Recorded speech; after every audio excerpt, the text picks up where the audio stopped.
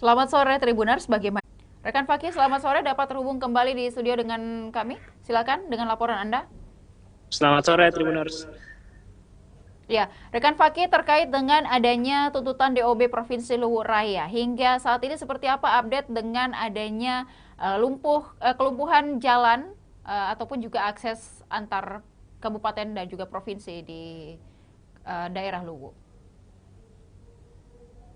Aksi unjuk rasa yang dilakukan oleh berbagai elemen, baik itu dari masyarakat, mahasiswa, maupun elit politik di Luraya, terus berlangsung. Aksi protes ini menuntut dibukanya moratorium daerah otonomi baru untuk membentukkan Provinsi Luwu Raya sejak peringatan Hari Jadi Luwu pada 23 Januari 2026 hingga hari ini berbagai titik di wilayah Luwu Raya, baik itu di Kabupaten Luwu, Kota Palopo, Luwu Utara maupun Luwu Timur, masih terus berlangsung gelombang aksi demonstrasi yang memblokade ruas-ruas perbatasan. Sehingga memang cukup menghambat baik itu mobilitas dari logistik hingga ke bahan bakar minyak. Kondisi ini menyebabkan kelangkaan BBM terjadi khususnya di Luwu Timur, mana di beberapa titik misalnya di Malili itu sudah BBM harganya mencapai di angka 40.000 per liternya. Kemudian di beberapa titik lainnya juga harga BBM berkisar di angka 30.000 per liternya. Dan ini imbas dari aksi blokade masyarakat yang menutup akses perbatasan dari kabupaten kota lainnya di luar Luwu Raya. Kondisi ini juga sudah menjadi perhatian baik itu dari pemerintah daerah setempat, dari Kedatuan Luwu, serta dari Provinsi Sulawesi Selatan. Seperti yang dikatakan oleh Ketua Umum Wija W. Umung, Datula Rompong, Prof. Andi Ima, yang ditemui Tribun Timur mengatakan bahwa meminta masyarakat maupun masa aksi untuk membuka blokade menuju ke wilayah Luwu Raya. Aksi blokade sendiri yang dilakukan oleh berbagai pihak ini justru akan merugikan masyarakat Luwu sendiri karena sulitnya akses logistik, bahan pangan, kemudian BBM, belum lagi persoalan terkait dengan ambulans yang membawa pasien sakit, dan ini merugikan masyarakat Luwu. Prof. Ima menyampaikan mendukung aksi atau permintaan terkait Provinsi Luwu Raya tanpa adanya aksi anarkis yang dilakukan oleh massa demonstran. Hadirnya mendukung Provinsi Luwu Raya terbentuk sebagai janji yang disebutnya merupakan janji Presiden Soekarno yang telah lama saat kemerdekaan Indonesia, Datu Luwu Andi Jema berjanji atas tanah, darah, dan masyarakat Luwu untuk bergabung ke NKRI. Kemudian disambut oleh Presiden Soekarno dengan janji otonomi atas daerah Luwu Raya. Ya, sehingga dirinya meminta seluruh elemen masyarakat untuk menahan diri, lalu menyerahkan proses pengurusan untuk DOB Provinsi Luwu Raya ini ditangani oleh baik itu pemerintah daerah, anggota legislatif, mengurus ke Kementerian Dalam Negeri. Seperti itu, rekan Devi. Ya, baik. Dan juga untuk aksi yang sudah dilakukan berhari-hari, begitu rekan Faki, mungkin dari pihak pemerintah ataupun juga dari pihak pemerintah daerah Sulawesi Selatan, apakah ada komentar terkait hal tersebut? Aksi blokade yang dilakukan oleh baik itu berbagai elemen masyarakat maupun mahasiswa ini juga direspon oleh Sekretaris Daerah Provinsi Sulawesi Selatan, Jofri Rahman. Jofri Rahman menyampaikan bahwa tentunya kewenangan terkait dengan daerah otonomi baru ini berada di pemerintah pusat, khususnya di Kementerian Dalam Negeri. Dan yang hingga saat ini memang dengan adanya moratorium, yakni penangguhan terhadap pembukaan ataupun pemekaran daerah otonomi baru yang berlaku sejak 2014 lalu sehingga menghambat di prosesnya berkas-berkas milik dari provinsi Luwu Raya. Dan ini juga dirinya menyampaikan bahwa aksi blokade di jalan ini tentunya lebih berdampak kepada masyarakat di Luwu Raya sendiri. Dirinya mengimbau seluruh aksi demonstran untuk membuka akses-akses jalan. Sebab aksi demonstrasi ini memang memperjuangkan hak atas tanah Luwu bagi warga Luwu, namun dinilai justru berdampak ke masyarakat Luwu Raya sendiri yang merasakan dampak kenaikan baik harga BBM maupun harga logistik dan bahan pangan. Dirinya juga menyampaikan bahwa Datu Luwu ke-40 Andi Maradam Makulau juga sudah selalu menyampaikan kepada masyarakat dan menenangkan situasi, sehingga dirinya mengatakan masyarakat perlu mendengarkan ketika Datu Luwu sudah menyampaikan bahwa akan memperjuangkan di pemerintah pusat, sehingga harus membuka akses menuju ke wilayah Luwu Raya. Seperti itu rekan. Terakhir, mungkin rekan Fakih apakah sudah mendapatkan informasi bahwa isu ini telah dibawa ke pemerintahan pusat, mengingat seluruh keputusan juga akan disahkan ataupun nanti disetujui oleh pemerintah pusat? Pertemuan dengan pemerintah pusat, khususnya Wakil Menteri Dalam Negeri Bima Arya, sudah dilakukan oleh pimpinan DPRD seluruh raya pada hari Senin kemarin. Tentu membahas juga bagaimana terbentuknya daerah otonomi baru Luwu Raya.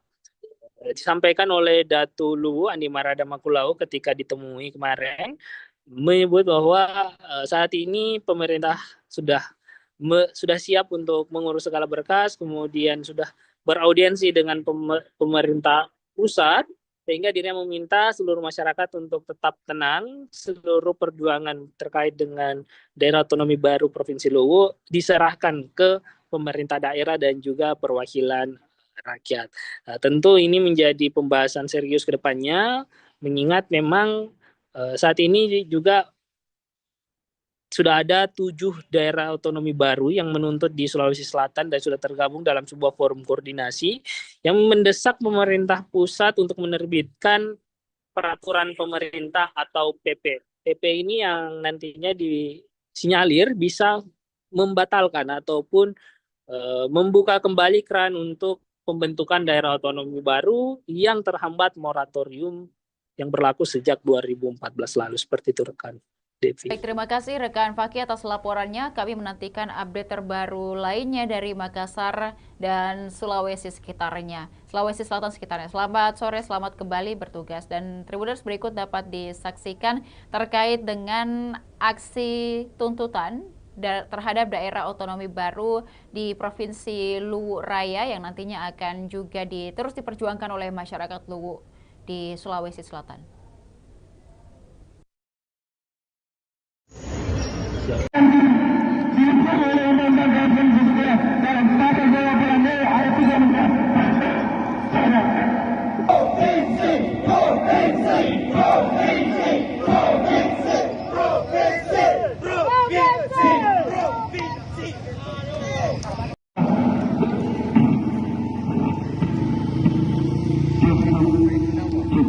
Janji Presiden MKR sampai berpuluh-puluh tahun tidak ada tanggapan, nggak mungkin. Datu Luwu karena itu adalah kakeknya merasa terpanggil untuk kembali menggelorakan itu.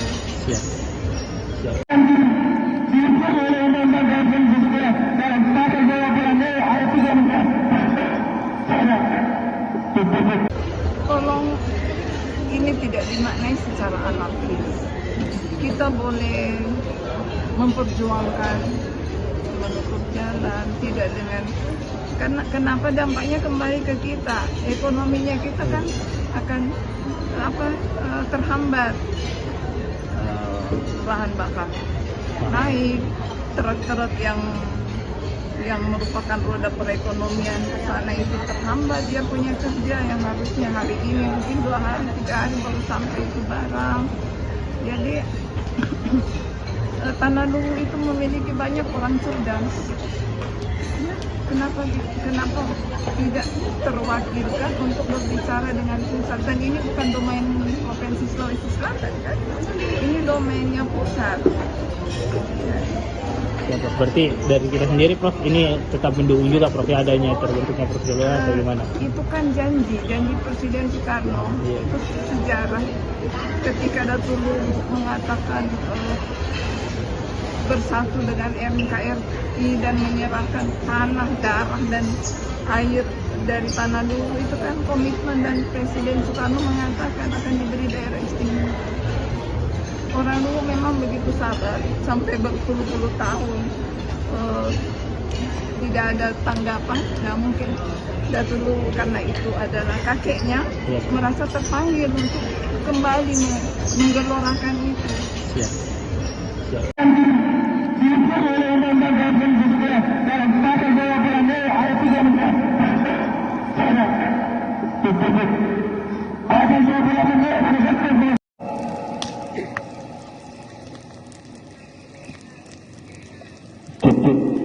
Baik, atas nama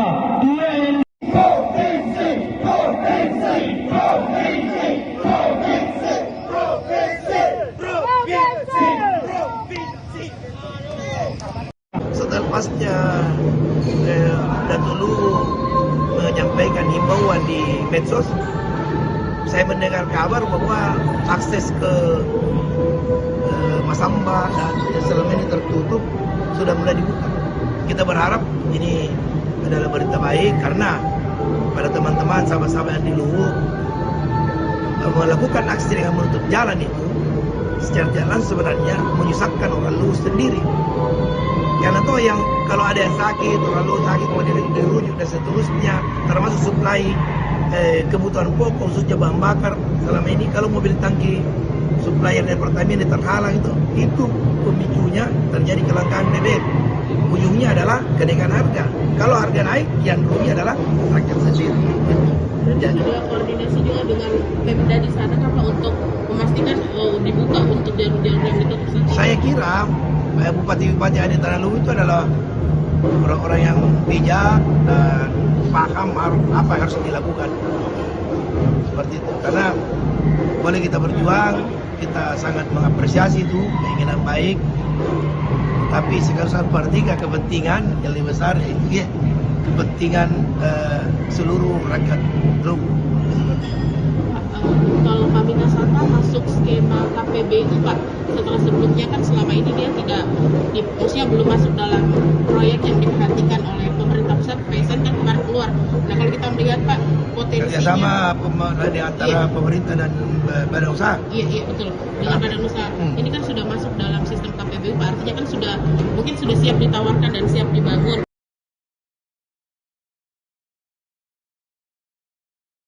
Di momen Nataru 2025, PLN UIP Sulawesi hadir di Desa Bungin Timbe membangun sumur bor dan sistem filtrasi untuk menyediakan air bersih bagi warga. Program ini memudahkan warga mendapatkan air layak, memudahkan kegiatan sehari-hari, mendukung usaha kecil, dan meningkatkan kualitas hidup masyarakat secara berkelanjutan. PT PLN Persero UIP Sulawesi menghadirkan bantuan sanitasi dan air bersih di 8 sekolah dasar Makassar melalui perbaikan MCK dan instalasi air. Program ini mendukung kesehatan pelajar serta menciptakan lingkungan belajar yang lebih bersih dan aman. Langkah ini menjadi wujud kepedulian PLN terhadap pendidikan dan masa depan anak bangsa.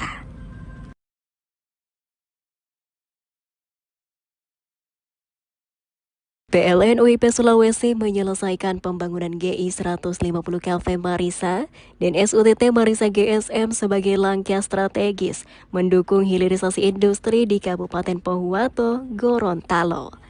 Infrastruktur ini memastikan pasokan listrik tetap andal, mendorong pertumbuhan ekonomi, membuka peluang usaha dan lapangan kerja, serta memberi manfaat berkelanjutan bagi masyarakat secara nyata.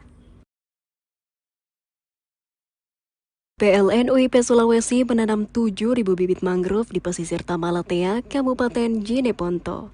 Upaya ini menjadi langkah nyata dalam menjaga lingkungan sekaligus melindungi pantai dari ancaman abrasi. Bersama pemerintah daerah dan masyarakat setempat, PLN berharap aksi ini dapat memberikan manfaat jangka panjang bagi masyarakat Jeneponto.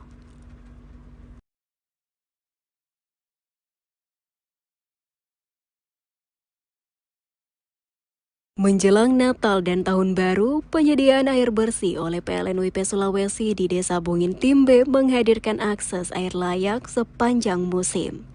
Fasilitas ini menjaga pasokan tetap stabil, meringankan kebutuhan harian, mendukung ekonomi lokal, serta memberi dampak positif bagi kesejahteraan masyarakat sekitar pembangunan infrastruktur ketenagalistrikan. Program ini dirancang untuk mendukung kehidupan warga di masa kini dan masa depan.